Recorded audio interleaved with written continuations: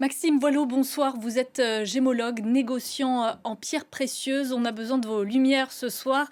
Les autorités parlent de bijoux inestimables dérobés ce matin au musée du Louvre. Ça veut dire quoi exactement? On ne peut vraiment pas estimer le prix de ces bijoux et le prix des pierres surtout qui sont sur ces bijoux, tous ces diamants, ces émeraudes, ces saphirs. Bonsoir. Bien écoutez, c'est très complexe d'estimer, sachant que, si vous voulez, c'est vraiment des bijoux historiques. Ça appartenu à des personnes, qui ont fait l'histoire et dans ces cas-là, si vous voulez, pour estimer une valeur, c'est extrêmement complexe. En règle générale, pour une pierre, pour estimer une valeur, il y a 4 critères principaux qui sont, la couleur, le carat, la clarté et la façon dont elle est taillée et bien évidemment, il y a d'autres facteurs extérieurs et le facteur historique fait que ces pierres, effectivement, on ne peut pas leur donner de valeur à tel point qu'elles sont inestimables, sachant qu'elles sont montées sur des bijoux historiques.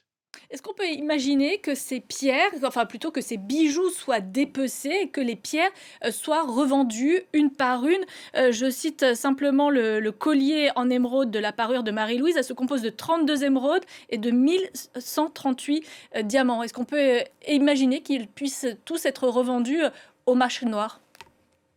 Alors sincèrement, moi je ne pense pas, pour la bonne et simple raison que les critères de qualité à cette époque n'étaient pas du tout les mêmes qu'aujourd'hui. On ne peut pas véritablement savoir la qualité des pierres, si vous voulez, qui étaient sur ces bijoux, notamment des diamants, c'est extrêmement complexe. Une couleur différente ou une clarté différente peut avoir un impact considérable sur le prix.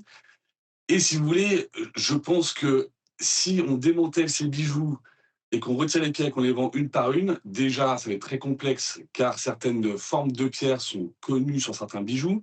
Donc, si vous voulez, c'est très compliqué ou alors il faut vendre à quelqu'un, qui est d'accord pour acheter une pierre, de ce type-là. Deuxième chose, je ne comprendrais pas qu'on ait envie de retirer ces pierres des bijoux, sachant que la qualité n'est pas forcément exceptionnelle quand elles sont uniquement desserties, si vous voulez, des bijoux. Donc je ne pense pas que ce soit vraiment, ce que voulaient faire les personnes. Je pense plutôt que ça doit être une commande, quelqu'un qui voulait ces pièces précisément, qui, elles, ont une véritable valeur. Un acquéreur sur le marché, classique, des pierres précieuses, est-ce qu'il, peut se rendre compte immédiatement, de, l'origine, de toutes, ces pierres et de ces bijoux? Est-ce que ça se voit tout de suite, que l'origine est ancienne et que ça provient des bijoux du musée du Louvre? Non, on ne pourra pas le savoir. Si en tout cas c'est démantelé, si vous voulez, une pierre, une fois qu'elle est retirée, si elle est retaillée et cetera, on ne pourra pas savoir, si vous voulez, la traçabilité ou quoi que ce soit. Donc non, c'est extrêmement compliqué et ce n'est pas possible. Quelle, traçabilité y a-t-il, actuellement sur, le marché, traditionnel des pierres précieuses? Écoutez, la traçabilité des pierres, c'est un sujet qui est très important en ce moment, mais si vous voulez, c'est extrêmement complexe, même, quand, d'ailleurs les diamants, si vous voulez, on ne peut pas donner véritablement leur origine, même en laboratoire, donc c'est quelque chose qui est assez complexe et là, si vous voulez, sachant que ce sont des pierres qui sont là depuis plusieurs centaines d'années sur, ces parures, il est extrêmement complexe de pouvoir donner leur origine.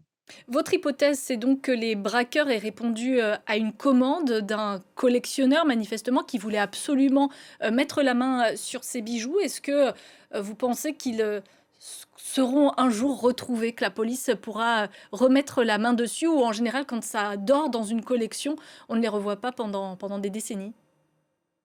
Écoutez, ça me fait un peu penser à en 1792 quand pareil, il y a eu un cambriolage, au garde-meubles, place de la Concorde. Plusieurs pierres ont été volées, notamment le diamant Hope, qui était un gros diamant bleu et si vous voulez, on l'a retrouvé qu'une centaine d'années plus tard en Angleterre et il avait été retaillé aussi pour pouvoir essayer de dissimuler, cette pierre, mais, il était tellement exceptionnel qu'on a tout de suite su que c'était lui.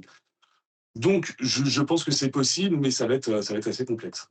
Est-ce que c'est un marché, j'allais dire porteur, le vol de pierres précieuses, en ce moment? Je ne sais pas, mais en tout cas, les pierres précieuses, si vous voulez, c'est une valeur, qui n c'est un élément, si vous voulez, qui n'a jamais vraiment perdu de valeur. Toutes les pierres, les 4 grandes pierres précieuses qui sont, rubis, saphir, émeraude et diamant, je mets quand même à part le diamant blanc qui est vraiment une pierre très différente, sachant qu'il y a vraiment un prix de marché et cetera. Toutes les autres pierres n'ont fait que de prendre de valeur, depuis toujours. Donc si vous voulez, ça attire les convoitises. Vous n'avez vous-même jamais été approché par, des personnes qui essayaient de revendre des bijoux volés? Non, jamais, heureusement. Merci beaucoup Maxime Voilot d'avoir répondu à nos questions sur ces bijoux volés donc ce matin au musée du Louvre. Avec ce cambriolage se pose aussi évidemment